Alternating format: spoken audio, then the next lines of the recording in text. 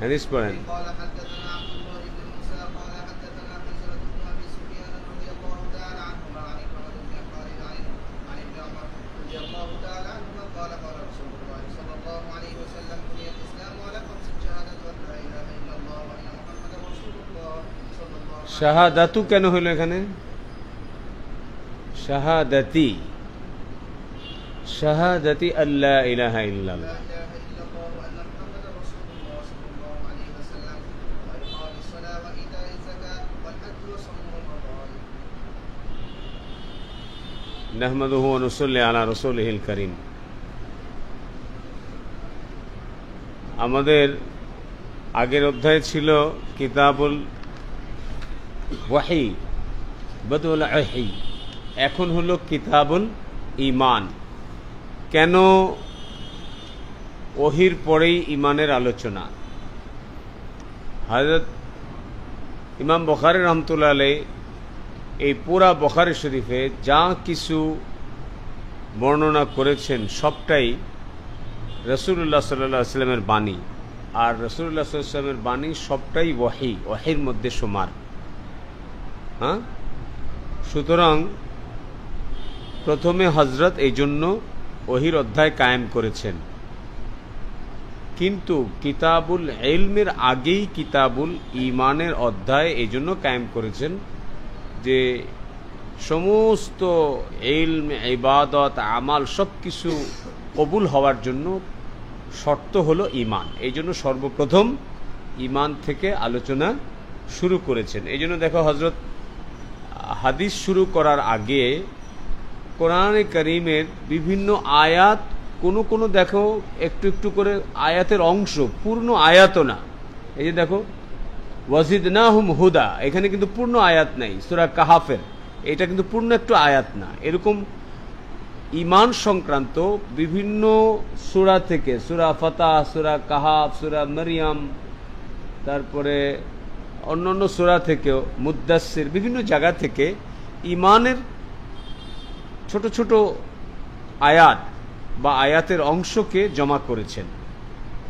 এরপরে ঈমান সংক্রান্ত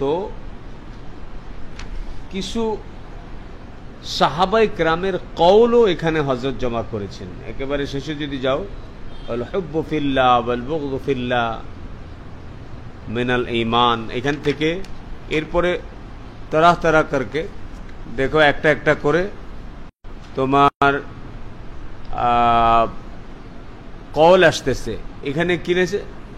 ওয়াকাতাবা ওমর ইবনে আব্দুল আজিজ, ওমর ইবনে আব্দুল আজিজ রাহমাতুল্লাহি আলাইহি চিঠি লিখলেন। কার কাছে? আদি ইবনে আদির কাছে চিঠি লিখলেন। সেখানে উনি বললেন যে দেখো, ঈমানের কিছু ফরজ বিষয় আছে, আর কিছু শরঈ বিষয় আছে, কিছু হুদুদ আছে, কিছু সুন্নাহ আছে। চারটা বিষয়। যে ব্যক্তি ঈমানের এই ফরজ সমূহকে এবং শরঈ বিষয়গুলোকে, হুদুদগুলোকে এবং সুন্নাহ বিষয়কে, সুনানের বিষয়গুলোকে যথোপযুক্ত পরিপূর্ণভাবে আদায় করবে, তার ঈমান পূর্ণতা লাভ করবে। আর যারা এই সব বিষয়গুলোকে পূর্ণ নিজের ভিতরে, নিজের জিন্দেগিতে পূর্ণতা আনবে না, অর্থাৎ হুদুদগুলোকে আদায় করবে না, ফরজগুলোকে আদায় করবে না, সুনানকে আদায় করবে না, তার ঈমান অসম্পূর্ণ থেকে যাবে। এরপর উনি বলছেন যে আমি যদি বেঁচে থাকি, এখানে উনি নিজের বক্তব্যের ক্ষেত্রে বলছেন আমি যদি বেঁচে থাকি তাহলে আমি তোমাদের সাথে দেখা করব এবং এই বিষয়গুলোকে আমি বিস্তারিত আলোচনা করব। আর আমি যদি মারা যাই তাহলে আমি তোমাদের সাথে সাক্ষাতের ব্যাপারে লালায়িত না। এটার পিছনে অনেক বড় একটা কারণ আছে। উনি উমাইয়া বংশের খলিফা ছিলেন। উমাইয়ারা তখন শাসন ক্ষমতার লোভে নানাবিধ অন্যায় কাজের মধ্যে তারা লিপ্ত ছিল, কিন্তু উমাইয়া খলিফাদের মধ্যে একমাত্র ওমর ইবনে আব্দুল আজিজ রাহমাতুল্লাহ আলাইহি, যিনি বহুত মুত্তাকি পরহেজগার ছিলেন, উনি ক্ষমতার লোভী ছিলেন না, যার কারণে উনি এই কথা বলছেন যে আমি তোমাদের সাথে সাক্ষাতের ব্যাপারে আমি আগ্রহী না। এবং ওনাকে কিন্তু পরবর্তীতে ক্ষমতার লোভেই ওনাকে বিষ প্রয়োগের মাধ্যমে ওনাকে শহীদ করা হয়। এরপরে হযরত ইব্রাহিম আলাইহিস সালামের একটা কওল, যেটা কোরআনে কারিমে আসছে। এরপরে মুআজ ইবনে জাবাল রাদিয়াল্লাহু তাআলা আনহু, তারপরে হযরত আব্দুল্লাহ ইবনে মাসউদ রাদিয়াল্লাহু তাআলা আনহুর কওল, হযরত আব্দুল্লাহ ইবনে ওমর রাদিয়াল্লাহু তাআলা আনহুর কওল। এরপরে হযরত নূহ আলাইহিস সালামের কাছে আল্লাহ তাআলা যে ওহী করেছেন সেই ব্যাপারে, এবং আরও একটা কওল মুজাহিদ রাহমাতুল্লাহ আলাইহির কওল, অনেকগুলো কওল। এই মাইকটাও চলে, এটা বন্ধ করা যাবে না। মাইক আছে, সুইচ আছে, হ্যাঁ না, এটা ধরা যাবে না। এই মাইক নিয়ে কিন্তু ইয়া হচ্ছে, এটা করা যাবে না। থাক, যেভাবে আছে বলো, ওকে যেভাবে সেইভাবেই থাক, আমাদের কথা চলুক। এই মাইক বন্ধ রেখেছিল না, যেভাবে সে থাক, অসুবিধা নেই। আচ্ছা, এখন আমরা আমাদের প্রতি মনোযোগী হোক, কিছু করার দরকার নেই, হোক। আল্লাহ তাআলা আমাদেরকে যে ঈমান দান করেছেন, এই ঈমান কখনো বাড়ে কখনো কমে, কেননা আমরা সাধারণ মানুষ। হাদিসে পাকের মধ্যে আসছে ঈমান 3 কিসিমের হয়, 3 ধরনের। কয় ধরনের? এক হলো ফেরেশতাদের ঈমান, যেটা কখনো বাড়েও না কমেও না, সেটা এক বরাবর থাকে। 2 নম্বর হলো নবী আলাইহিস সালামদের ঈমান, যেটা কখনো বাড়ে কখনো কমে। আচ্ছা, তোমাদের সাথে আমরা একটা মশওয়ারা করি। আমরা এখানে নামাজ পড়ে নিলে কেমন হয়? ওই তালায় তো নামাজ ওরা পড়ছে নাকি? হ্যাঁ, ওখানে তো, এখানে আমরা দাঁড়ায় গেলে তো ইত্তেসাল হবে না। হ্যাঁ, খুলে গিয়ে নষ্ট করবে না তো?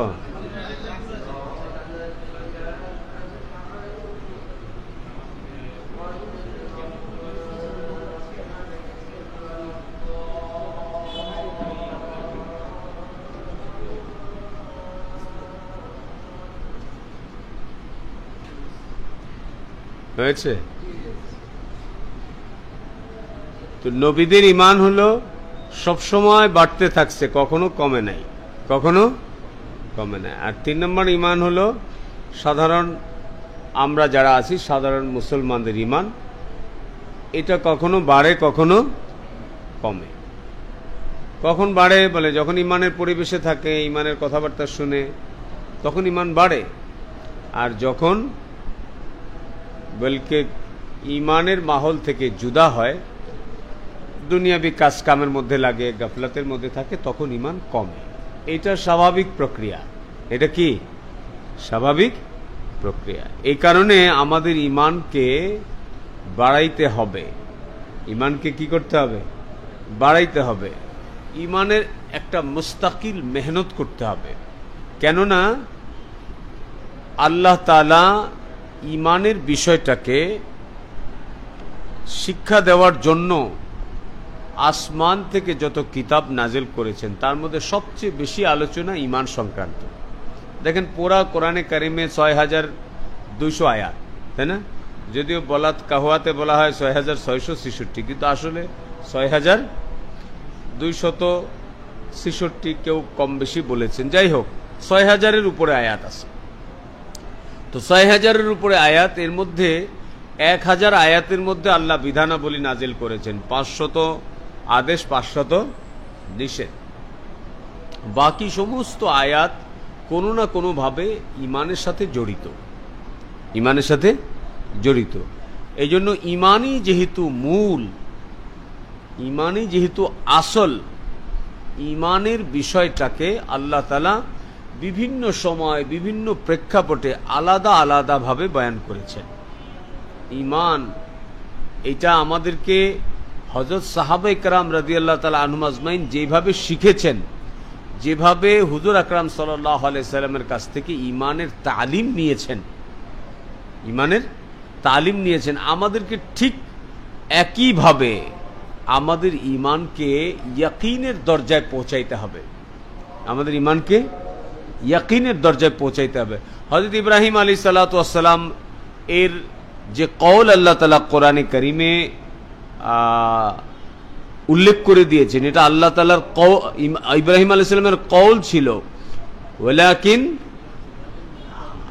লিয়াতমাইন্নাল কলবি, অর্থাৎ আল্লাহ এখানে ইব্রাহিম আলাইহিস সালামের বক্তব্যটা ছিল যে আল্লাহ আপনি যে মৃত্যুর পরে সবাইকে, সমস্ত প্রাণীকে পুনরায় জীবিত করবেন, এটা তো আমি, এটার উপরে, এই কথার উপরে তো আমি ঈমান আনছি, আমি বিশ্বাস করেছি, কিন্তু আমার কলবের ইতমিনানের জন্য আমি আপনার কাছে এমন কিছু চাই, দেখতে চাই, আপনার কাছ থেকে এমন কোনো বিষয় আমি চাই যার দ্বারা আমার কলব ইতমিনান হইতে পারে। তখন এই ঘটনা এর আগেও আমাদের আলোচনার মধ্যে এসেছিল যে আল্লাহ রাব্বুল ইজ্জত হযরত ইব্রাহিম আলাইহিস সালাতু ওয়াস সালামকে হুকুম করেছিলেন পাখি ধরে নিয়ে আসার জন্য, টুকরা টুকরা করে, আবার গোশতগুলো পাহাড়ের উপর রেখে আসছে, আর একটা একটা করে পাখির নাম ধরে ডেকেছে, আর এই গোশতের মধ্যে থেকে পাখিটা জীবিত হয়ে যে হযরত ইব্রাহিম আলাইহিস সালামের কাছে চলে আসছে। এই যে ব্যাপার, এটা যখন উনি চোখে দেখছেন, আগে থেকে উনি বিশ্বাস করেছেন, কিন্তু এইটা ইয়াকিনের দরজা পর্যন্ত পৌঁছাইছে। এই জন্য দেখেন, এই কথার পরে হযরত ইব্রাহিম আলাইহিস সালামের কওলের পরেই হযরত মুআয ইবনে জাবাল রাদিয়াল্লাহু তাআলা আনহুর কওল, যে আমাদের ঈমান, আমরা আল্লাহ তাআলার উপর ঈমান আনার কারণে, ঈমান আনার পরে, কালেমা স্বীকার করার পরে আমাদের যে পরিপূর্ণ ঈমান ও বিশ্বাস আমাদের মধ্যে আসে, এইটা ওরকম পুরাতন হয়ে যায় যেরকম কাপড় পুরাতন হয়ে যায়। নবীজি সাল্লাল্লাহু আলাইহি সাল্লামের হাদিস আছে যে তোমার মানুষের ঈমান ওরকম পুরাতন হয়ে যায় যেমন কাপড় পুরাতন হয়ে যায়, কাপড় পুরাতন হয়ে যায়। তো এখন কাপড়, ঈমান পুরাতন হয়ে যায়, এই কারণে ঈমানকে নবায়ন করতে হবে। এই জন্য একটা হাদিসও আছে, জাদ্দিদু ঈমানাকুম, তোমরা তোমাদের ঈমানকে নবায়ন করো। তো এখানে দেখেন হযরত মুআয বিন জাবাল রাদিয়াল্লাহু তাআলা আনহু সরাসরি একজন সাহাবীকে এসে ডাকতেছেন, ইজলিস বিনা নুমিন সাআতান, আসো আমার সাথে বসো, কিছুক্ষণের জন্য আমরা ঈমান আনয়ন করি। এটার মানে এই না যে ওনারা আগে থেকে ঈমান ছিল না, ওনারা ঈমান আনে নাই, এরকম না, বরং হযরত মুআয বিন জাবাল রাদিয়াল্লাহু তাআলা আনহু একজন পূর্ণ মুকাম্মাল দরজার ঈমানওয়ালা সাহাবী ছিলেন, একজন আনসারী সাহাবী ছিলেন। কিন্তু এই বক্তব্যের মূল উদ্দেশ্য হলো, যেরকম ধরো একটা আগুনের আঙ্গার, কয়লা, জ্বলন্ত কয়লা, এটা যদি কিছু সময় তুমি রেখে দাও তো এর উপর একটা ছাইয়ের প্রলেপ পড়বে, কিন্তু ভিতরে কিন্তু আগুন আছে। আবার যদি তুমি এইটাকে বাতাস দাও বা কোনোভাবে উপর থেকে ছাইটা সরায় দাও, তাহলে তার আঙ্গারটা, আবার আগুনটা কিন্তু দেখা যাবে। এরকমই একজন ঈমানওয়ালার অন্তরের মধ্যে ঈমানের নূর ভিতরে জমা থাকে, কিন্তু দুনিয়াতে চলতি অবস্থায় তার উপরে এই দুনিয়াবি কাজকামের একটা সদমা তার উপরে পড়ে। যখন এই ঈমানওয়ালা আবার ঈমানের আলোচনা করে, তখন ওই সদমা খতম হয় এবং তার অন্তরের ভিতরে যে ঈমানের রোশনি, ঈমানের নূর আছে, সেটা প্রস্ফুটিত হয়, আবার বাইরে চলে আসে। হ্যাঁ, এবং হযরত মুআয বিন জাবাল রাদিয়াল্লাহু তাআলা আনহুর পরে হযরত আব্দুল্লাহ ইবনে মাসউদ রাদিয়াল্লাহু তাআলা আনহুর কওল যে ঈমান পুরাটাই হলো ইয়াকিন। ঈমান পুরাটা কি? ইয়াকিন। এর ব্যাখ্যায় ফথুল বারির মধ্যে লিখছে যে ইয়াকিন তিন প্রকারের হয়। কয় প্রকারের? ইলমুল ইয়াকিন, আইনুল ইয়াকিন, হক্কুল ইয়াকিন। এই তিনটা ইয়াকিন সম্পর্কে তোমাদের আগের ধারণা আছে? ইলমুল ইয়াকিন, আইনুল ইয়াকিন আর হক্কুল ইয়াকিন কি? এটা ইলমুল ইয়াকিন কোরআন এবং হাদিসের ইলম হাসিল করার দ্বারা আমাদের অন্তরে যে বিশ্বাস তৈরি হয় সেটাকে ইলমুল ইয়াকিন বলে।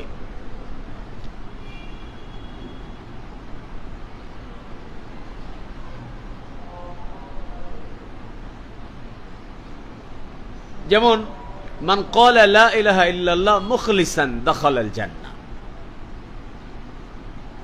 এটা একটা হাদিস যে লা ইলাহা ইল্লাল্লাহ ইখলাসের সাথে বলবে সে জান্নাতে প্রবেশ করবে। এটা শোনার পরে আমরা সবাই বলি সুবহানাল্লাহ, এরকম বলি কিনা? কেউ আমাদের অন্তরের মধ্যে আল্লাহ তাআলার এই ওয়াদার প্রতি একটা বিশ্বাস তৈরি হয়, একটা ইয়াকিন তৈরি হয় আমাদের অন্তরের মধ্যে। এই ইয়াকিনটার নাম কি? জোরে, ইলমুল ইয়াকিন। জ্ঞান অর্জনের মাধ্যমে যে ইয়াকিন অর্জন হয় সেটাকে বলে ইলমুল ইয়াকিন। আরেকটা হলো আইনুল ইয়াকিন, আল্লাহ পাকের কুদরত স্বচক্ষে সরাসরি দর্শনের মাধ্যমে যে ইয়াকিন পয়দা হয় সেটা হলো আইনুল ইয়াকিন। এখানে বিশেষ কুদরত হইতে পারে, আম কুদরত হইতে পারে, কুদরতে আমও হইতে পারে, কুদরতে খাসও হইতে পারে। কুদরতে আম যেমন আমি তোমাদেরকে দেখতে পাচ্ছি, এটা আল্লাহ পাকের কুদরত। আমার চোখ দেখে, এটা কি বলো?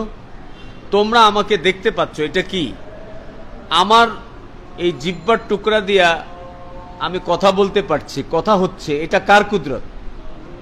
তোমরা তোমাদের শ্রবণ যন্ত্রের মাধ্যমে আমার কথা শুনতে পাচ্ছ, এটা কার কুদরত? একটু আগে দিন ছিল, এখন রাত হয়ে গেছে, এটা কার কুদরত? এগুলো আম কুদরত, আম। বুঝা গেছে? তোমার হাতটা ওর উপর রাখো, ও তো পিছনে তাকায় নাই, কিন্তু ও বুঝতে পারছে যে কেউ তার উপরে হাত রাখছে। কিভাবে বুঝলো? তার স্কিন, তার চামড়ার সাথে আল্লাহ তাআলা সেন্সর লাগাই দিছে। কি লাগাই দিছে? সেন্সর। তার মাধ্যমে সে অনুভব করতে পারছে যে হ্যাঁ, কেউ আমার পিঠে হাত রেখেছে। আদর করলেও বুঝতে পারবে, আবার যদি হাত রেখে একটা গুতা দিয়ে দেয়, ব্যথা পায়, সেটাও বুঝতে পারবে। এই অনুভূতি শক্তি মানুষকে আল্লাহ দিয়েছে, এটা আল্লাহর কুদরত। এটা কার কুদরত? এই স্কিনের মাধ্যমেই আমরা শীত এবং গরমকে অনুভব করি। আমরা এখন আমাদের মাথার উপরে পাংখা চালায় রাখছি, ফ্যান। কেন? সিটি কর্পোরেশন থেকে চিঠি আসছে যে তোমাদের শরীরে গরম লাগতে পারে, তোমরা পাংখা চালায় রাখো, এরকম কোন চিঠি সিটি কর্পোরেশন দিছে আমাদের? তাহলে পাংখা চালাইলাম কেন? কে আমাদেরকে পাংখা চালাইতে বলেছে? ফ্যান চালাইতে কে বলেছে? আমাদের স্কিন, আমাদের শরীরের ত্বক, চামড়া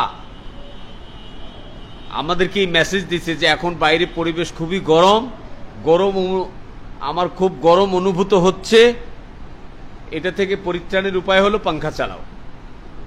কি বলেন? আবার যখন আমরা পৌষ মাসে, ডিসেম্বর জানুয়ারিতে আমরা পড়তে বসি, বয়ান শুনতে বসি, তখন সবার গায়ে মোটা মোটা কাপড়, গলার মধ্যে মাফলার, গায়ে জ্যাকেট, চাদর, হাতে মোজা, পায়ে মোজা। হ্যাঁ, কেন পরে বসি? কেউ আমাদেরকে চিঠি লিখছে, সরকার আইন জারি করছে যে সবাই মোটা মোটা পোশাক পরে বসতে হবে? না, আমাদের স্কিন, আমাদের ত্বক আমাদেরকে মেসেজ দিচ্ছে যে বাইরে খুবই ঠান্ডা, ঠান্ডা থেকে বাঁচতে হলে এখন তোমাকে মোটা কাপড় পরতে হবে। এই যে আমাদের ত্বক আমাদেরকে মেসেজ দিচ্ছে, ইনফরমেশন দিচ্ছে, এটা কার কুদরত? আল্লাহ পাকের কুদরত। এইটা আল্লাহ পাকের আম কুদরত। এটা আল্লাহ পাকের কি কুদরত? এইরকম লাখ লাখ আছে, যদি আমরা আলোচনা করি তো শেষ হবে না, আমাদের জিন্দেগি শেষ হয়ে যাবে। আল্লাহর কুদরত আলোচনা করে শেষ করা যাবে? করা যাবে না। এটা আল্লাহর কুদরত। এটা দর্শনের মাধ্যমেও আমরা কি করতে পারি? একটা ইয়াকিন, একটা বিশ্বাস অর্জন করতে পারি। এই যে আমরা যে কথাগুলো বললাম, এইভাবে যদি আমরা চিন্তা করি তো আমাদের অন্তরে আল্লাহ পাকের কুদরত সম্পর্কে একটা ইয়াকিন তৈরি হয় কিনা। আর এটা দেখে দেখে তৈরি, ওহো ঠিকই তো। তুমি নিজেকে দেখো, তোমার হাতের নখ বড় হচ্ছে কিন্তু দাঁত বড় হয় না। হ্যাঁ, তোমার মাথার চুল বড় হয়, তুমি দেখো, আল্লাহর কুদরত দেখো। দেখলে, দেখার মাধ্যমে যে বিশ্বাস তৈরি হয় সেটাকে আইনুল ইয়াকিন বলে। দেখার মাধ্যমে যে ইয়াকিন তৈরি হয়, আল্লাহর কুদরত দেখার মাধ্যমে। তো তুমি চোখ দিয়ে দেখো, তোমার মাথার চুল বড় হয় কিন্তু ভুরু এই চুলগুলো বড় হয় না, চোখের পিছিয়ে এগুলো বড় হয় না, হয় না। এগুলো আল্লাহর কুদরত। দেখো, এগুলো আম কুদরত। স্বামী স্ত্রীর মাধ্যমে সন্তান তৈরি হয়, আম কুদরত। কিন্তু খাস কুদরতও আছে। আল্লাহ তাআলা হযরত ঈসা আলাইহিস সালামকে বাবা ছাড়াই বানাইছে, এটাও আল্লাহর কুদরত, কিন্তু এটা খাস। আম কুদরত হলো মা বাবা লাগে, আর এখানে বাবা নাই, শুধু মা। কিন্তু বানানেওয়ালা যেহেতু ওই তিনি, তো তিনি বানানোর জন্য মা এবং বাবা এই দুইজনকে ব্যবহার করেন, কিন্তু তিনি এই দুইজনের কারো কাছেই মুহতাজ না। এই জন্য তিনি চাইলে তার খাস কুদরত ব্যবহার করে দুইজনের যে কোনো একজনকে অথবা দুজনকে বাদ দিয়েই পারেন। যেমন আদম আলাইহিস সালামকে বানাইছেন, আদম আলাইহিস সালামের মাও নাই, বাবাও নাই, মাও নাই, বাবাও নাই। এটা খাস কুদরত, এটা খাস কুদরত। হুজুর আকরাম সাল্লাল্লাহু আলাইহি সাল্লাম আল্লাহর নির্দেশে যখন আবু বকর রাদিয়াল্লাহু তাআলা আনহুকে নিয়ে হিজরতের জন্য বের হইলেন, তো কুরাইশরা পিছন থেকে ধাওয়া করলেন, হুজুরকে খুঁজতে বের হইলেন। লম্বা চূড়া ঘটনা, আপনারা তো সবাই জানেন। তো হুজুর আকরাম সাল্লাল্লাহু আলাইহি ওয়াসাল্লাম গারে সুর, যখন আপনারা হজে যাবেন দেখবেন বিশাল পাহাড়, উঠতে 3 ঘন্টা লাগে, নামতে 3 ঘন্টা লাগে। নামতে একটু কম লাগে, 2.5 ঘন্টা হয়ে যায়। ও লম্বা, হাজার হাজার হাজিরা গিয়ে নিচের থেকে দেখে চলে আসে, উপরে উঠতে সাহস পায় না। আবার অনেক মুজাহিদ আছে মাশাআল্লাহ, তারা উঠতেও পারে, ওঠেও। গারে সুর, যেখানে ওই হিজরতের রাতে হুজুর সাল্লাল্লাহু আলাইহি ওয়াসাল্লাম যেই গুহার মধ্যে হযরত আবু বকর রাদিয়াল্লাহু তাআলা আনহুকে নিয়ে পালায়াছিলেন। তো ওই জামানায় কুরাইশদের মধ্যে কিছু বিচক্ষণ লোক ছিল যারা খুবই পারদর্শী ছিল। ঘোড়ার পায়ের খুর দেখে বুঝতে পারতেন যে এটা কার ঘোড়া, মানুষের পায়ের খুর দেখে বুঝতে পারতেন এটা কোন বংশের মানুষের পায়ের চিহ্ন। মানে এত বিচক্ষণ, আপনি বুঝতে পারবো? কোনদিন পারবো না। কিন্তু এদের এই সমস্ত ব্যাপারে খুব বিচক্ষণতা ছিল। হুজুর আকরাম সাল্লাল্লাহু আলাইহি ওয়াসাল্লামের পায়ের চিহ্ন দেখে দেখে দেখে দেখে যেই পাহাড়ে হুজুর চলে গেছেন, লুকাইছে কত উপরে, আমার মনে হয় 30 তারা বিল্ডিং এর চেয়ে বেশি উঁচা হবে, আরো বেশি হবে। আর বিল্ডিং তো এমনি ওঠে, আর পাহাড় তো একটু এমনি গেছে অনেক উপরে। আজকাল জামানায় তো ওঠার জন্য একটু সিঁড়ি সিঁড়ি করে দেওয়া আছে, সরকার ব্যবস্থা করে দিছে। নবীজি যখন উঠছেন তখন তো কোনো ব্যবস্থাই ছিল না। হ্যাঁ, সেই সময় ওইখানে পাথরের উপরে, আশ্চর্য বিষয় হচ্ছে যে বালুর মধ্যে আপনি পা রাখলে তো একটা চিহ্ন হয়, পাথরের উপরে পা রাখলে চিহ্ন, সেটা কি বোঝা যায় সাধারণ? ওই চিহ্ন দেখে দেখে এই পণ্ডিতেরা নবীজি যে পাহাড়ের উপরে গুহায় আছেন সেই পাহাড়ের উপরে চলে গেছে। হযরত আবু বকর রাদিয়াল্লাহু তাআলা আনহু নবীকে বলেন, ইয়া রাসূলুল্লাহ, আমরা তো ধরা খেয়ে গেছি, আমরা তো ধরা পড়ে গেলাম, এই যে কাফেরদেরকে দেখা যাইতেছে। হুজুর আকরাম সাল্লাল্লাহু আলাইহি সাল্লাম বললেন যে না, কখনো না, আল্লাহ আমাদের সাথে আছে, আল্লাহ আমাদের সাথে আছে। তো কি হলো, হযরত আবু বকর রাদিয়াল্লাহু তাআলা আনহু বলেন যে আমি তখন নিজের চোখে দেখলাম যে আমরা একটু আগেই যেই গুহার মুখে ঢুকছি, সেই গুহার মুখে আল্লাহ তাআলা মাকড়কে পাঠাইলেন। মাকড় চিনেন আপনারা? মাকড়সা আঁশ বিছায়া দিল, আর একটা কবুতর মুখের মধ্যে ধুলা নিয়ে আইসা এই মাকড়ের আঁশের মধ্যে দিয়ে দিল, যাতে বোঝা যায় যে এই মাকড়ের এই আঁশ বহু পুরানা। তো যখন নাকি কুরাইশের সর্দারদেরকে ওই যে পদচিহ্নে যিনি অভিজ্ঞ ছিলেন, তিনি যখন বললেন যে এই গুহার মধ্যে মুহাম্মদুর রাসূলুল্লাহ আছে, তো কুরাইশের লোকেরা দেখলেন যে আরে এই যে গুহার মধ্যে ঢোকার যে রাস্তা, এই রাস্তায় তো মাকড়ের আঁশ পড়ে আছে, আর সেটা এত পুরানা। ওনাকে বললেন যে আরে মিয়া, তোমার মাথা ঠিক আছে? এই গুহা, যে গুহার কথা তুমি বলতেছো, যে যার মধ্যে মুহাম্মদুর রাসূলুল্লাহ সাল্লাল্লাহু আলাইহি ওয়াসাল্লাম আছে, এই গুহা তো তোমার জন্মের আগের থেকে এই মাকড়ে আঁশ করে রাখছে। দেখো এখানে যে পরিমাণ পুরাতন মাকড়ের আঁশ, তাও আবার সেই দরজার উপরেই কবুতর বসে ডিম পারে, সেটা বাচ্চা ফুটানোর জন্য তা দিতেছে। এখানে যদি কোনো মানুষ যাইতো, তাহলে এই মাকড়ের আঁশ ছিঁড়ে যেত, হ্যাঁ, আর কবুতর এখান থেকে উড়ে যেত। তো যারা বেঈমান, আল্লাহ তাদের আকলের দ্বারা তাদেরকে পরাজিত করে দিয়েছেন। তারা এখানে ফেইল হয়ে গেছে তাদের আকলের কাছে। ভিতর থেকে আবু বকর রাদিয়াল্লাহু তাআলা আনহু বলতেছেন যে আমি তাদেরকে দেখতে পাচ্ছি এবং তাদের আওয়াজ শুনতে পাচ্ছি, অথচ তারা উকি দিলে আমাদের দিকে একটু দেখার চেষ্টা করলেই তারা দেখতে পারত যে আমরা দুইজনেই ভিতরে আছি। কারণ ওইখানে তো কোনো পর্দা করা ছিল না। তোমরা এখন গিয়ে দেখবে যে বলতেছি গুহা, আসলে ফাঁকা ফাঁকা, এখান দিয়ে ফাঁকা, ওই দিক দিয়ে ফাঁকা, ওই দিক দিয়ে ফাঁকা, বাস উপরে একটু ছাউনি আছে, বৃষ্টি পড়লে সব জায়গা দিয়ে পানি পড়বে না, কিছু জায়গা আছে যেখানে পানি পড়বে না, কিন্তু ঝড় বাতাস হলে বৃষ্টি হলে ওই দিক দিয়ে আসবে পানি, এদিক দিয়ে ফাঁকা। মানে এরকম কোনো একেবারে অন্ধকার খুব ভিতরে গুহা, মানে যে একদম বড় গর্ত এরকম না। কিন্তু সেখানেও আল্লাহ তাআলা আপন কুদরতকে ব্যবহার করে কাফেরদের চোখের মধ্যে আল্লাহ পর্দা ঢেলে দিছেন। আল্লাহ বিশেষ কুদরত ব্যবহার করে এখানে নবীজি সাল্লাল্লাহু আলাইহি সাল্লাম এবং আবু বকর রাদিয়াল্লাহু তাআলা আনহুকে হেফাজত করেছেন। এটা আবু বকর রাদিয়াল্লাহু তাআলা সচক্ষে দেখেছেন। এটা দেখার দ্বারা আল্লাহ হেফাজত করনেওয়ালা, আল্লাহ হেফাজত করেন, করনেওয়ালা জাত আল্লাহ। আল্লাহ চাইলে যে কোনো মুহূর্তে কোনো আসবাব ছাড়াই পারেন, এটা আমরা কওলিভাবে বলতেছি। আর আবু বকর রাদিয়াল্লাহু তাআলা আনহু এবং হুজুর সাল্লাল্লাহু আলাইহি ওয়াসাল্লাম এটাকে সরাসরি ফেইলি আমালি ভাবে দেখছেন যে হ্যাঁ আল্লাহ চাইলে পারে, আল্লাহ চাইলে। আপনারা আমার কথা বুঝতে পারছেন? আমাদের তবলিগের জামাতের একটা কারগুজারি আছে, আপনার জামাত কোনো একটা দেশে চলতেছিল, তারা এক শহর থেকে আরেক শহরে যাবে, সেখানে দূরবর্তী রাস্তা আর পৃথিবীর অনেক দেশ আছে যেখানে বসতি খুবই কম। তো সেখানে মাঝ রাতে ওনারা গাড়ি নিয়ে এমন জায়গায় পৌঁছেছে যে পুরা রাস্তা বরফে ঢাকা। এই বরফের উপর দিয়ে গাড়ি চালানো সম্ভব না, আর প্রচুর পরিমাণে সত্য প্রবাহ হচ্ছে, প্রচুর পরিমাণে বরফ পড়তেছে।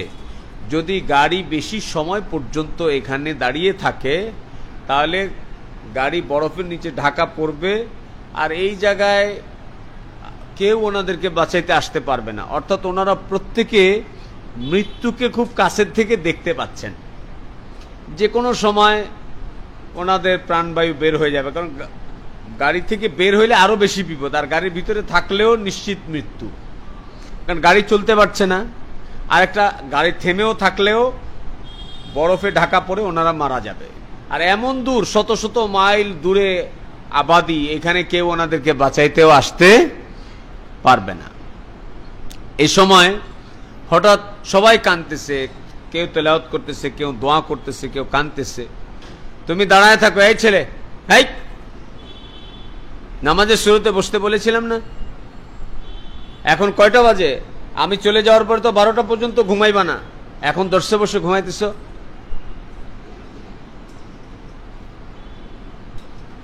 তো সবাই কাঁদতেছে, মৃত্যুর জন্য অপেক্ষা করতেছে, যে আবাস সবাই কালেমা টালেমা পড়ে রেডি। হঠাৎ করে কোথা থেকে ওনাদের গাড়ির সামনে একটা বরফ কাটার মেশিন, বরফ কাটার গাড়ি, যে গাড়িগুলো বরফ কেটে কেটে রাস্তা পরিষ্কার করে, এরকম একটা গাড়ি চলে আসছে।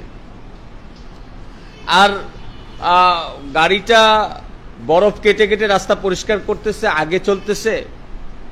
হ্যাঁ, আগে চলতেছে। যখন বরফের রাস্তা শেষ, এরপর গাড়িটাও আবার উধাও হয়ে গেল। তো যারা গাড়ির মধ্যে ছিল ওরা দেখেছে যে আল্লাহ বান্দাকে মুসিবতের সময় কিরকম সরাসরি আপন কুদরত ব্যবহার করে সাহায্য করতে পারে। এটা যারা দেখেছে তাদের যে ঈমান বেড়েছে, তুমি আমি শোনার দ্বারা কিন্তু সেই পরিমাণ বাড়বে না। আল্লাহর কুদরত। বিভিন্ন সময় টঙ্গী ইস্তেমার ময়দানে জোর হইতো, আগে 10 দিনের জোর হইতো। একাধিকবার জোরের সময় ঝড় তুফানে ওই জোরের উপরে সামিয়ানা টিনের থাকতো। লাখ লাখ মানুষের মজমা, কিন্তু সামিয়ানা টিনের হইতো। 10 দিনের জোর না, টিনের সামিয়ানা হইতো। তো একবার এমন হয়েছে যে ঝড়ে পুরা সামিয়ানা পড়ে গেছে, সব লাখ লাখ মানুষ টিনের চালের নিচে। আমরা অনেকেই সেখানে ছিলাম। কয়েকজন মানুষ বাতাসে টিন উড়ে গিয়ে তারা যে শুয়েছিল তাদের গলার মধ্যে টিন পড়ে ওখানে কেটে মারা গেছে। অনেকগুলো লোক শহীদ হয়েছে। আর আমরা সবাই টিনের চালের নিচে, চাল আমাদের মাথার উপর পড়ে গেছে। টঙ্গী আশপাশের লোকেরা, হাজার হাজার মানুষ উদ্ধার কাজে যারা আসছে তারা আমাদের মাথার উপর দিয়ে হাঁটতেছিল। আর ওই দিন আমরা তো ভেবেছিলাম যে নিশ্চিত আমাদের আজকে মওত ছাড়া কোনো উপায় নাই। আশপাশে যারা ছিল সবাই কালেমা পড়ে বাস আর কয়টা নিঃশ্বাসের অপেক্ষা করতেছিলাম।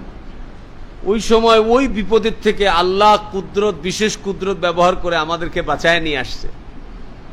ওই সময় ওখানে যারা ছিল তারা আল্লাহর কুদরতকে সচক্ষে দেখছে। তাদের যে পরিমাণ ঈমান বনছে ওইটা শোনার দ্বারা হবে না, এটা শোনার দ্বারা হবে না। তো আল্লাহর কুদরত সচক্ষে দেখার দ্বারা অন্তরে যে বিশ্বাস, যে ইয়াকিন তৈরি হয়, এটাকে বলে আইনুল ইয়াকিন।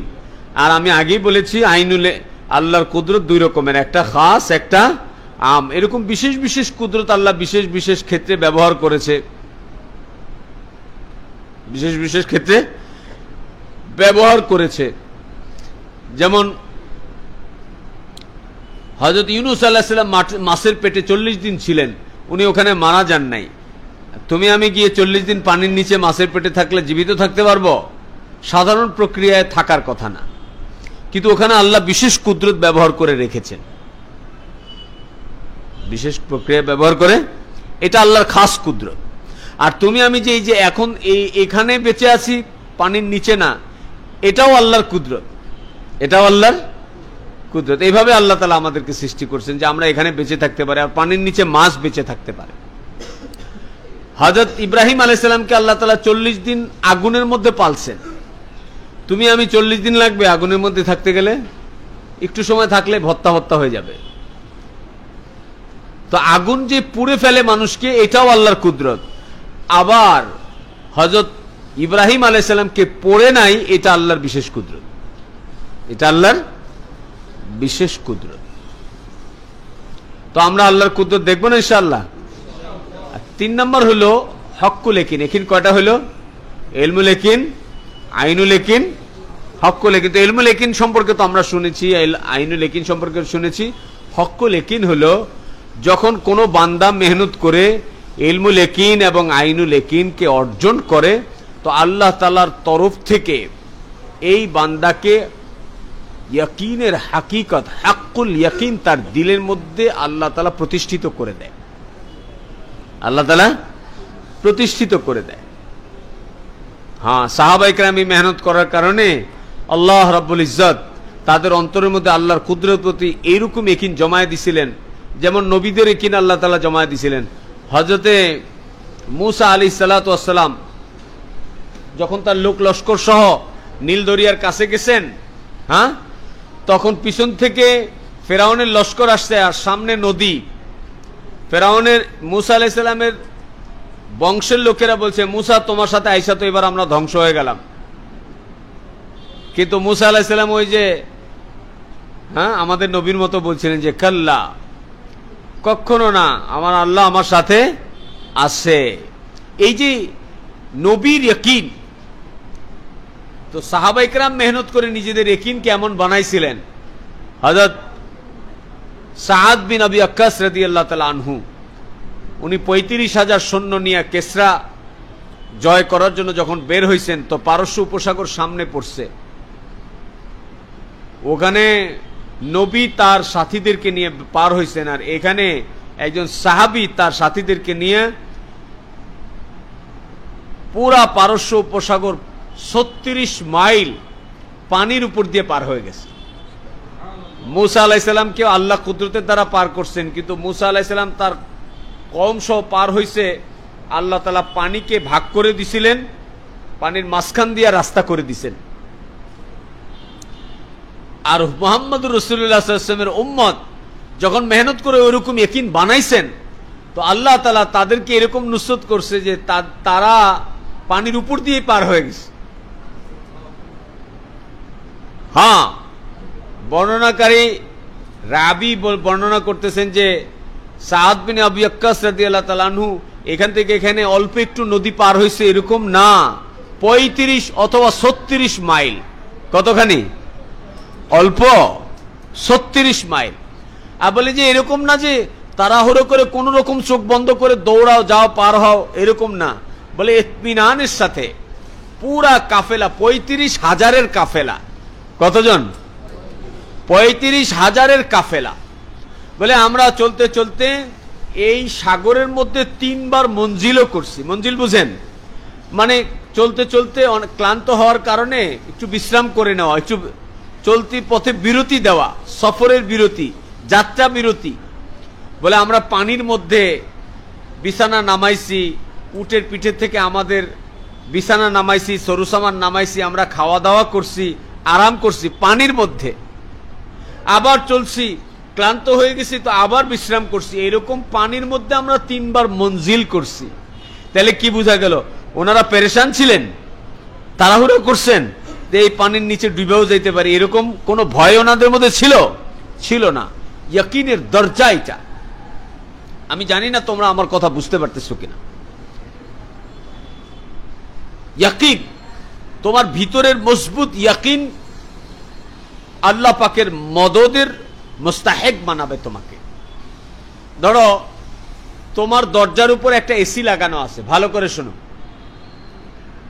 তো তুমি দরজা দিয়ে বের হওয়ার সময় এসির থেকে 2-3 ফোঁটা পানি তোমার গায়ের উপর পড়ছে।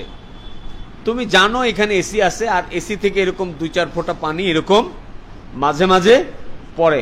আচ্ছা, তুমি এই 2-4 ফোঁটা পানির কারণে কি এটা মনে করবা 2 ফোঁটা পানি তোমার কাঁধের উপর পড়ার কারণে কি তুমি এরকম চিৎকার করবা, চিৎকার চেঁচামেচি করবা, মা গো, বাবা গো, আমারে বাঁচাও, আমি পানিতে ভাইসা গেলাম, পানিতে ডুবে গেলাম, এরকম করবা? কেন করবা না? কারণ তুমি জানো যে এখানে মাত্র 2 ফোঁটা পানিই পড়ছে, আর এটা তো এসির পানি, এটা এরকম কোনো বন্যার পানি না, এত পানি না যে আমারে ডুবায় ফেলতে পারবে। তো এই 2 ফোঁটা পানির কারণে তুমি মরবে না, যেরকম মজবুত ইয়াকিন। তো সাহাবায়ে কেরাম দ্বীনের ইমানের মেহনত করতে করতে তাদের ইয়াকিন এমন হয়েছে যে বাঁচানেওয়ালা আল্লাহ। যখন সাদ বিন আবি ওয়াক্কাস রাদিয়াল্লাহু তাআলা এবং তার সাথীরা সমুদ্রের কিনারে গেছেন, তো সাদ বিন আবি ওয়াক্কাস রাদিয়াল্লাহু তাআলা এই পুরা সমুদ্রের বড় বড় ঢেউ আশ্রে পড়তেছে কিনারে, এটা দেখে যে হাদা নুতফা। যেমন তোমার কাছে ওই এসির 2 কাতরা পানি, এটাতে তুমি কোনো ভয় পাও নাই, কোনো এই ভয় পাও নাই যে এই পানি আমারে ডুবায় মেরে ফেলবে। তো হযরত সাহাবায়ে কেরাম সমুদ্রের পানি দেখে যে হাদা নুতফা, এ তো 1 কাতরা, এ তো কাতরা বরাবর। আল্লাহর কুদরতের কাছে এই সমুদ্র পানি তো কাতরা বরাবর, এইটা আমাদেরকে ডুবাইতে পারবে না। তখন হযরত সাদ বিন আবি ওয়াক্কাস রাদিয়াল্লাহু তাআলা আনহু সাথীদের থেকে তাহকিক করছেন যে ইসলাম কবুল করার পরে কবিরা গুনাহ করেছো এমন কেউ আসো আমার জামাতে? তো সবাই বলছে যে আমরা মুসলমান হওয়ার পরে আর কোনোদিন কবিরা গুনাহ করি নাই। তখন সাদ বিন আবি ওয়াক্কাস রাদিয়াল্লাহু তাআলা আনহু দোয়া করছেন, ইয়া আউয়ালাল আউয়ালিন ওয়া ইয়া আখিরাল আখিরিন ওয়া ইয়া দাল কুওয়াতিল মাতিন ওয়া ইয়া আরহামার রাহিমিন ইয়া আলিয়্যু ইয়া আজিমু ইয়া হালিমু ইয়া করিম, এই দোয়া পড়ছেন। কি বলেন? আমার জানতে ইচ্ছে করে কেউ যদি এমন কেউ আমাদের মধ্যে আছে কিনা যে আমি দাওরায়ে হাদিসের ক্লাস শুরু করার পরে আর কবিরা গুনাহ করি নাই। এইখানের মজমা তো বলছে মুসলমান হওয়ার পরে আর কোনোদিন কবিরা গুনাহ করি নাই। কাশ যদি আমরা এরকমও হইতে পারতাম যে পিছনে যা গুনাহ যা হয়েছে তো হয়েছে, দাওরায়ে হাদিসে ভর্তি হওয়ার পরে আর কোনো কবিরা গুনাহ করি নাই। আছে কেউ এরকম মর্দে মুজাহিদ? আল্লাহ সবাইকে বানায় দেন। বলে এই হাদিস যেদিন শুনছি এরপর থেকে আর কোনোদিন কবিরা গুনাহ করি নাই, এরকম তো হইতে পারে। সবাই নিয়ত করেন যে নিয়ত করলাম, আল্লাহ তৌফিক দান করেন। যাই হোক, এটা বলছিলাম যে হাক্কুল ইয়াকিন এটাকে বলে। হ্যাঁ, তো চলেন আমরা এরপরে আর কার কার আলোচনা আছে, অনেক লম্বা ঈমান সংক্রান্ত এরকম আরো বেশ কয়েকজনের, আব্দুল্লাহ ইবনে মাসউদ রাদিয়াল্লাহু তাআলা আনহুর কওল, তারপরে নূহ আলাইহিস সালামের কওল, মুজাহিদের কওল। আমরা এবার হাদিসের আলোচনায় চলে যাই। হাদিসের বর্ণনাকারী সাহাবী হযরত ইবনে ওমর রাদিয়াল্লাহু তাআলা আনহু, আব্দুল্লাহ ইবনে ওমর রাদিয়াল্লাহু তাআলা আনহুমা, তিনি রাসূলুল্লাহ সাল্লাল্লাহু আলাইহি ওয়াসাল্লাম থেকে এই হাদিস বর্ণনা করছেন, যে হাদিসের মধ্যে নবীজি সাল্লাল্লাহু আলাইহি ওয়াসাল্লাম ইসলামকে 5 স্তম্ভ বিশিষ্ট একটা তাঁবুর সাথে তুলনা করেছেন। যেমন নাকি একটা তাঁবুর 5টা খুঁটি আছে, চারদিকে 4টা খুঁটি, 4 কোণে 4টা খুঁটি, আর মাঝখানে একটা খুঁটি। আর ঈমান হলো এই মাঝখানের খুঁটি, ঈমান হলো মাঝখানের খুঁটি। 4 কোণের খুঁটিগুলো কি কি বলেন? নামাজ প্রথম, কি ওয়া ইকামাস সালাহ, প্রথমটা হচ্ছে 4 কোণের 4টা খুঁটির প্রথমটা কি? ওয়া ইকামাস সালাহ, নামাজ। এরপরে কি? ওয়া ইতাইজ যাকাত, যাকাত। তারপরে ওয়াল হজ, এখন হজের মৌসুম, তাই না? আল্লাহর পাগলরা সব হজে চলে গেছে। আমরা জি ওহো, হজের সময় আসলে তো আমার আর ভাল লাগে না, মনে চায় চলে যাই। আল্লাহ আগামী বছর এই মাদ্রাসা, আমার দারুল হাদিসের সব ছাত্র সহ আপনি আমাকে হজে যাওয়ার তৌফিক দান করেন। সবাই নিয়ত করেন যে আগামী বছর হজে যাব ইনশাআল্লাহ। ঠিক আছে? আল্লাহ আপনি কবুল করেন। পুরা জিন্দেগি যত বছর আর আপনি বাঁচায় রাখেন, প্রত্যেক বছর একবার হজ একবার উমরা করার তৌফিক দান করেন। আর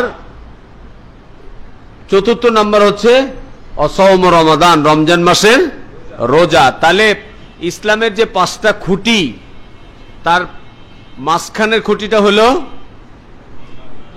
ঈমান, আর চারপাশে 4টা খুঁটি হলো কালিমা, দুঃখিত, নামাজ, রোজা, হজ, যাকাত। দেখেন কত হিকমত!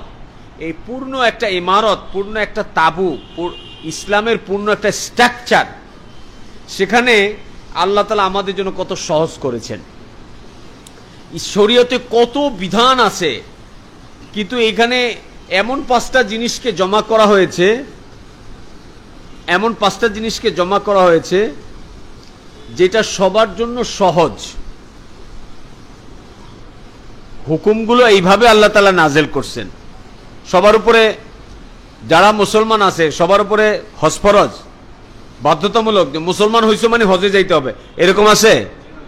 মুসলমান হইছো মানে তোমার শরীরে রক্ত বেচ্চা হইলেও যাকাত দিতে হবে, এরকম আছে?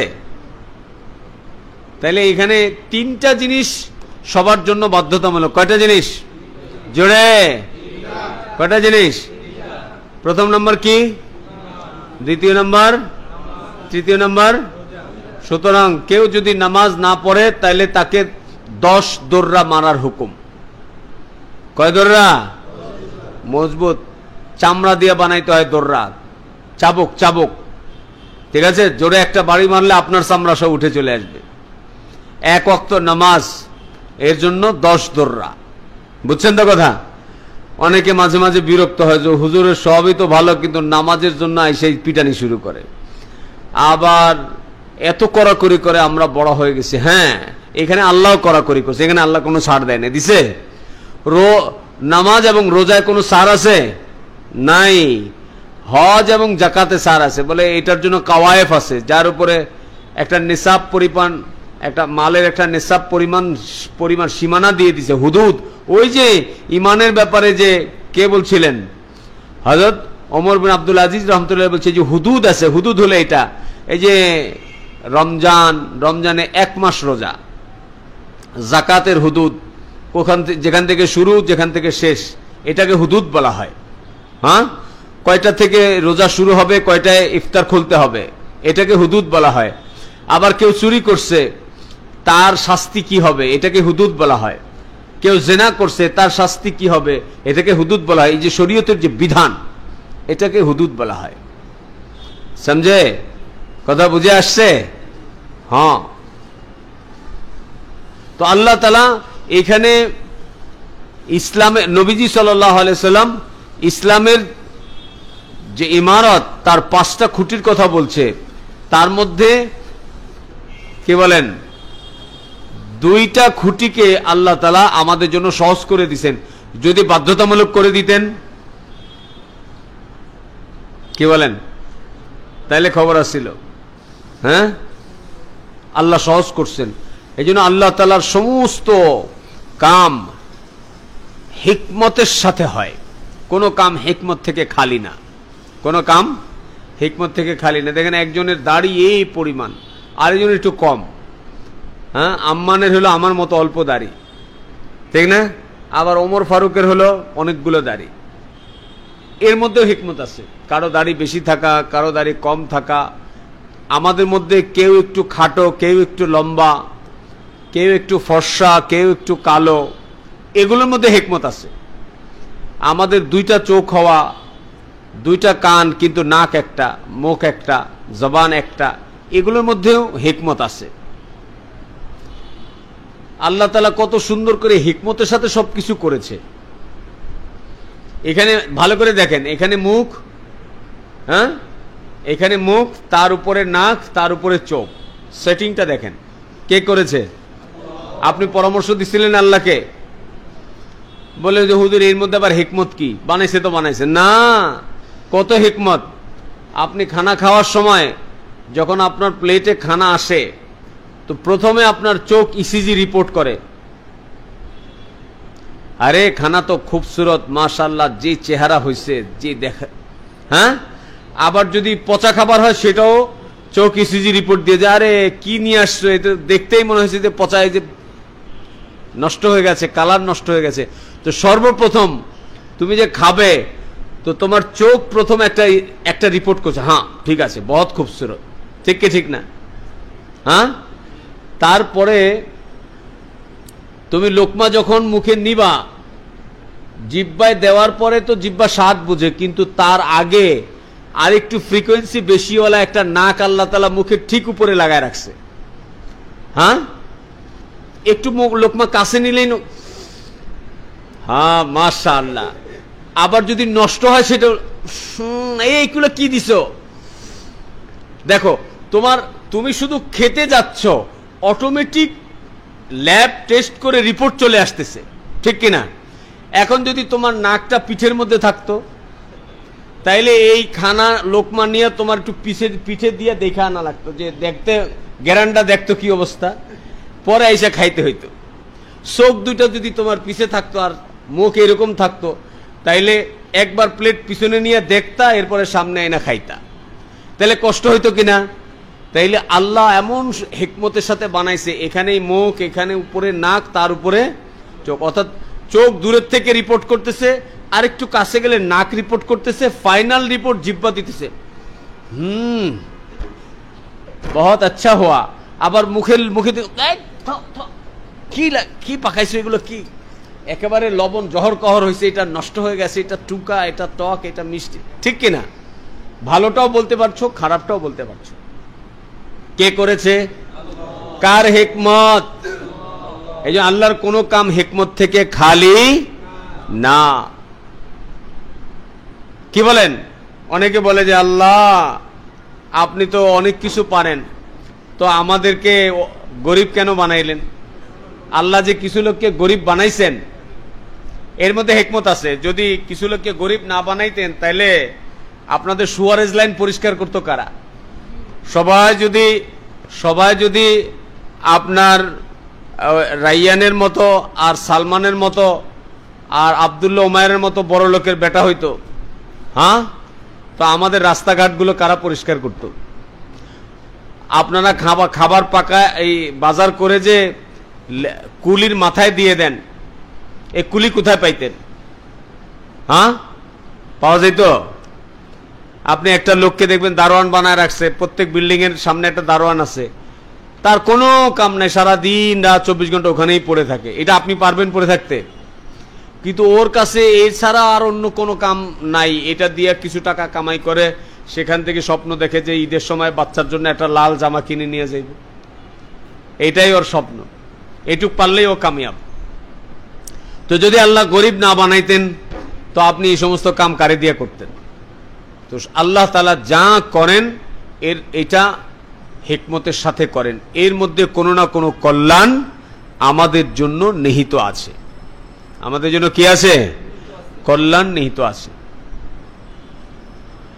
সবাই নিয়ত করেন ইসলামের যে ইমারতের বর্ণনা এই হাদিসে নবী দিয়েছে, এই 5টা খুঁটি, প্রত্যেকটা খুঁটিকে আমি আমার জীবনে মজবুতভাবে বাস্তবায়ন করব। কে কে নিয়ত করলো? ওই হাত তো সব ওঠে নাই, একজনের উঠছে। শুধু আপনার নিজের জীবনে, আর কার কার জীবনে করবেন? আপনার দাওরায়ে হাদিসে যারা আছে সবার জীবনে শেষ না আরো আছে? কোথায়? মিশকাত পর্যন্ত যাবেন? কোথায়? তাইসির পর্যন্ত? আরো কোথায় যাবেন? পুরা দুনিয়াতে যত মানব সন্তান আছে, কারণ এখানে ইমানের বিষয় যেহেতু আছে, শুধু মুসলমান নয়, যত মানব সন্তান আছে সবার জিন্দিগিতে ইসলামের এই ইমারতকে আমরা প্রতিষ্ঠিত করার জন্য আমাদের জীবনের শেষ নিঃশ্বাস পর্যন্ত আমাদের জান মাল সহ আমরা মেহনত করব। নিয়ত আছে? কি বলেন? জান মাল সালাহিয়াত। ঠিক আছে? জিহাদ করবেন সবাই? জিহাদ করবেন সবাই? দাওয়াত দিবেন সবাই?